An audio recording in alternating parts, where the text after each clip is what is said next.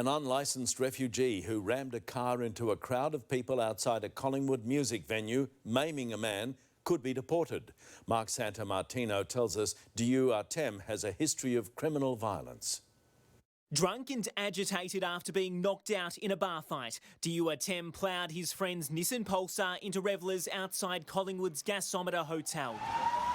The 18-year-old from South Sudan injured 4 people. Teenager David Bilal Dada was crushed between 2 cars and later needed his leg amputated. He was angry and wanted to take it out on whoever was in the area, surmised prosecutor Mark Rochford during today's plea hearing, revealing that Mr Atem had a history of criminal violence, holding up a Caltex service station and 2 McDonald's restaurants. He was arrested, released and arrested again before the now 19-year-old confessed to police that he had heaps to drink that day, as it was his brother's birthday and he was drunk as Deportation has lived in Melbourne since he was 7 years old, but he's not an Australian citizen and could be deported if sent to an adult jail, a prospect his defence is trying to avoid, arguing he should be sent to juvenile detention instead. He's particularly impressionable and immature and likely to be subject to undesirable influences in an adult prison, said lawyer Caitlin Blakeney. Judge Elizabeth Brymer has refused to release video of Mr Atem throwing a chair at a man's head during the September brawl. His matter has been adjourned for sentencing. Mark Santomartino, 9 News.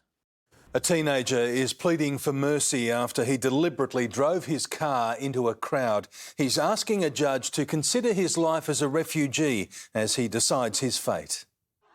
The streets of Collingwood were turned upside down. 200 brawling young people, and among them was Deportation. He was drunk behind the wheel and aiming his car at crowds. Prosecutors told the court it was extremely serious offending. He could have killed a number of people easily. And he almost did. One man had his leg amputated after the 19-year-old crushed him with his car.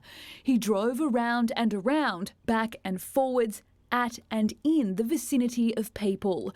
The court was played vision of the incident but refused to release it publicly. Atem came to Australia on a humanitarian visa when he was 6 years old. His lawyer has asked the court to take into consideration his life as a refugee and allow him to serve his time in a juvenile detention centre to avoid being deported. Atem has violent priors but told the court he's sorry. Chanel Vella, 7 News.